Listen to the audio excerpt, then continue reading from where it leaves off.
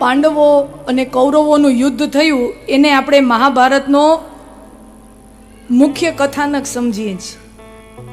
કોઈને પૂછવામાં આવે કે મહાભારતનો સાર શું,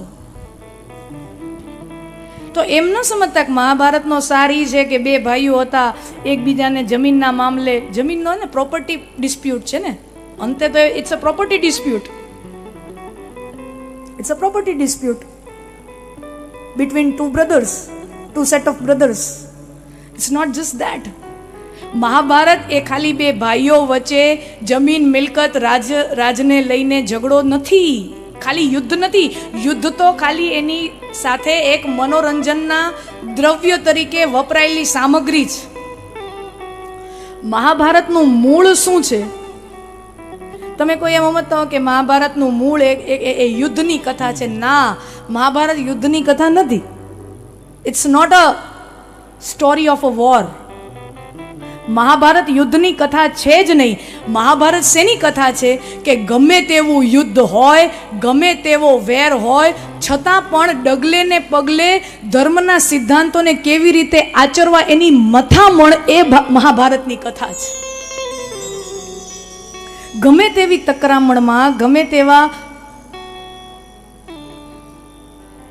તેવા ઉગ્ર વિવાદમાં પણ ધર્મને કેમ ટકાવી રાખવો એની મથામણ કૌરવોના પક્ષે છે ને એની મથામણ પાંડવોના પક્ષે પણ છે. મહાભારતની કથા એટલી સુંદર એટલા માટે છે કે એમાં કૌરવો 100% વિલન નથી અને પાંડવો 100% હીરો નથી. હા, તમે પાંડવો બહુ હીરો છે એવું પણ ન માનતા, કે પાંડવોથી કોઈ પાપ નથી થયા, કોઈ ભૂલ નથી થઈ ને એકદમ સરસ મજાના જીવનમાં દાગ રહિત જીવન છે, પાપ રહિત જીવન છે, તો એ વાતે નથી. પાંડવોને પણ એના પણ પાપોના ઉલ્લેખ છે. તો સામી બાજુ કૌરવોના કરેલા સત્કર્મોનો પણ ઉલ્લેખ છે. તમે દક્ષિણ ભારતમાં વયા જાજો, મેં નજરે જોયેલું છે કેરળને અમુક પ્રદેશોમાં દુર્યોધનના મંદિરો છે.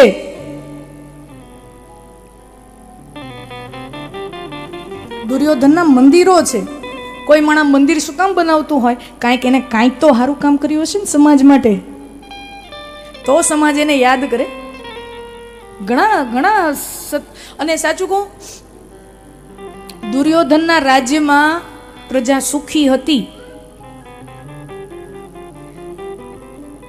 એવી એ વાત નથી કે દુર્યોધન જ્યારે ધૃતરાષ્ટ્ર બેઠો તો રાજગાડીએ, હસ્તિનાપુરના રાજા હતા ધૃતરાષ્ટ્ર, પણ એ તો ખાલી કહેવાના હતી, તો એ રિમોટ કંટ્રોલ સરકાર. રાજા ધૃતરાષ્ટ્ર હતા પણ એ રિમોટ ચાલે કોનાથી? દુર્યોધનથી. દુર્યોધન જેમ ચલાવે એમ સરકાર ચાલે. રાજા દુર્યોધન નહોતો, પણ આમ તમે જોવા જાઓ તો ખાલી દેખવાનો રાજા ધૃતરાષ્ટ્ર છે, પણ સાચો રાજા દુર્યોધન છે. અને દુર્યોધનના રાજમાં પ્રજા બહુ સુખી છે એવું મહાભારતની અંદર સ્પષ્ટ વર્ણન છે. Is a very good administrator. Duryodhana રાજા તરીકે ખરાબ નથી. તો વાંધો ક્યાં પડ્યો? જો એનાથી સારા કામો થાય છે, જો એ રાજા તરીકે પણ સારો છે, તો વાંધો ક્યાં પડ્યો? વાંધો ત્યાં પડ્યો કે દુર્યોધન માત્ર એક સડો નથી, એની સાથે જરાસંધ, શિશુપાલ, આજે આખી અધર્મી રાજાઓની ગેંગ જે બની છે. અને તમે દુનિયામાં નજર કરજો, વ્યવહારિક જીવનમાં જે સારો માણસ હોય ને એકલો હોય અને ગુંડાઓમાં સંપ હોય. નિયમ છે દુનિયાનો, હારા માણામાં બહુ સંપ ન હોય, એ એકબીજાનું ખેંચા તાણે. પણ જે અસુરી તત્વોવાળા લોકો હોય ને, ગુંડા લોકો, ડોન લોકો, એમાં બસ સંપ બહુ હોય. કારણ કે એનું કામ જ એવું છે, સંપ ન હોય તો કામ થાય જ નહીં. ખોટા ને ખરાબ લોકોમાં સંપ બહુ હોય. તો એ જે આખો અધર્મી લોકો રાજાઓનું ગેંગ બનાવીને બેઠો છે દુર્યોધન, આ બધાયનો એકી સાથે જો નિકંદન કરવું હોય તો એક મહાયુદ્ધ સિવાય બીજો કોઈ આશરો છે ને. એકી સાથે એ સિવાય કોઈ રસ્તો નથી. અને બીજું પણ દ્રૌપદી વસ્ત્રાહરણ જેવું હીન કૃત્ય કૌરવો દ્વારા કરવામાં આવ્યું, તો એ સમાજને ઉદાહરણ આપવા માટે આ યુદ્ધ થવું અનિવાર્ય હતું. જો એમાંથી આટલા મોટા પાપ કર્યા પછી પણ જો એ છટકી જાય તો સમાજને તો ખોટું ઉદાહરણ મળે. તો આપણા ઋષિ મુનિઓ સાચું ઉદાહરણ બેસાડે છે કે જો આને અપરાધ, જઘન્ય અપરાધ કર્યો છે તો એનો જઘન્ય દંડ પણ એને મળવો જોઈએ, એટલો કડક દંડ એને મળવો જોઈએ. એમ નહીં કે અપરાધ કરે, થોડાક મહિના જેલમાં હોય પછી છૂટી જાય. અત્યારે એવું થાય છે, સ્ત્રી સાથે એવો અબનાવ બને છે, શું થાય છે, થોડાક મહિના જેલમાં હોય, થોડાક દી 15 દી હોય પછી છૂટી જાય. ના, આપણા ઋષિઓએ દ્રષ્ટાંત બેસાડ્યું છે કે એવો દુષ્ટ અપરાધ થાય છે તો એને આખા એના કુટુંબ સાથે એનો વિધ્વંસ થવો જોઈએ. આ મહાભારતની કથા છે. સાથે સાથે કૃષ્ણ જેવા શ્રી કૃષ્ણ પરમાત્મા જ્યારે કૌરવોની સભામાં કૌરવો અને પાંડવો વચ્ચે જે જુગારની રમત રમાય છે, યુધિષ્ઠિર અને શકુની, પાંડવો તરફથી યુધિષ્ઠિર રાજા છે અને કૌરવો તરફથી શકુની છે, શકુની મામા. તો ત્યાં કૃષ્ણ ભગવાન નથી, ઈ સભામાં કૃષ્ણ ભગવાન હાજર નથી. મહાભારતમાં વર્ણન છે. તમે જોજો પાંડવોના જીવનમાં જ્યારે જ્યારે કંઈક મુખ્ય વળાંકની ઘટનાઓ બને છે ને ત્યાં બધાએ જગ્યાએ ભગવાન હાજર છે. આ એક જ જગ્યા એવી છે જ્યારે શ્રી કૃષ્ણ હાજર નથી અને ભગવાન પોતે મહાભારતમાં કહે પણ છે યુધિષ્ઠિરને, હે રાજન, હે યુધિષ્ઠિર, હું જો ત્યાં ઉપસ્થિત હોત ને તો તમને ત્યાં રમવા માટે હું અનુમતિ આપત જ નહીં, જુગાર રમવા માટે હું તમને છૂટ આપત જ નહીં. અને એમ કરી અને વ્યાસજી કૃષ્ણ ભગવાનના મોઢે સુંદર મજાનો શ્લોક બોલાવડાવે છે. સુંદર મજાનો શ્લોક વ્યાસજી શ્રી કૃષ્ણના મોઢે બોલાવડાવે છે. ભગવાન કૃષ્ણ યુધિષ્ઠિરને ઠપકો આપે છે કે હે યુધિષ્ઠિર, તમે આ ખોટું કર્યું છે, જુગાર રમ્યું, સારું નથી કર્યું. અને એમ કરીને જુગારના 3 ગેરફાયદા. હા હા હા, મહાભારત અદ્ભુત હે યાર, ઇટ્સ અ વન્ડરફુલ એપિક. જુગારના 3 અનિષ્ટો બતાવ્યા. આ તો સ્મરણમાં આવી ગયું, તમને વહેંચતી જાઉં. જુગારનું પહેલું અનિષ્ટ દુર્ગુણ એ કે એમાં આખા જીવનની કમાયેલી સંપત્તિ 5 મિનિટમાં ગવાઈ, એનું નુકસાન થઈ જાય એનો સંભવ છે, અને છતાં પણ એની લત લાગી જાય એવો એની અંદર ગુણ છે.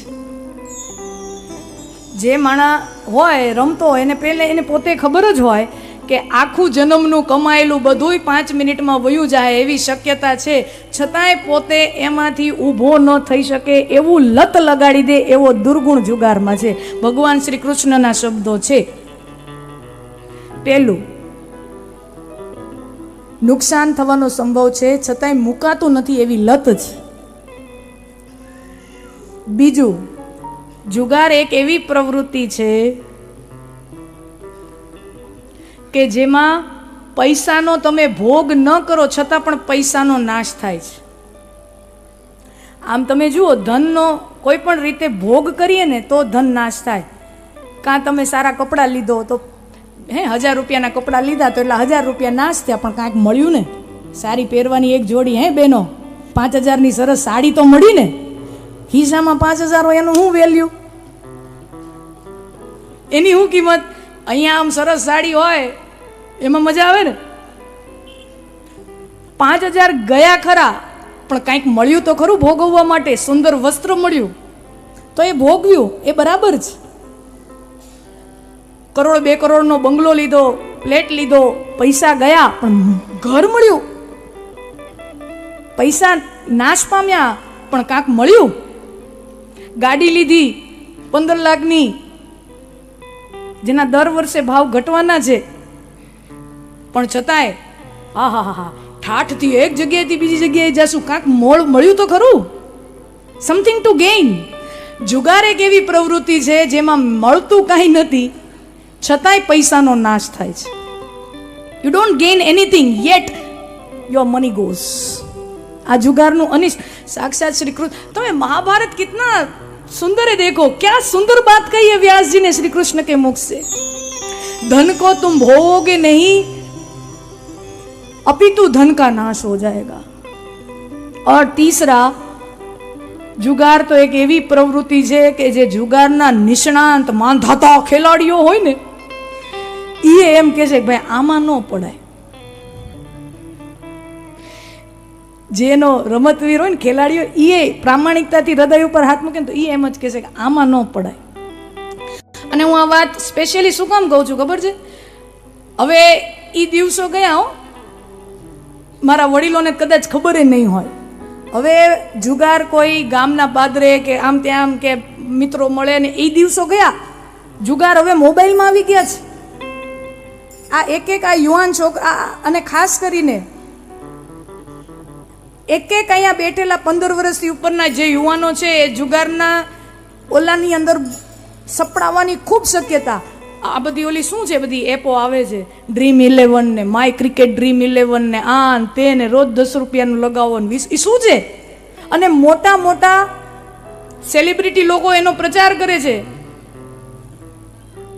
અને લીગલ છે। જો ઓમ જુગાર તો ઇલીગલ પ્રવૃત્તિ છે ને, પોલીસ પકડી જાય, પણ હવે નવું જે રૂપ લઈને આવ્યું છે ને જુગાર, જે આ યુવાનોના ખીચા સુધી પહોંચ્યું છે, ઈ પાછું લીગલ છે।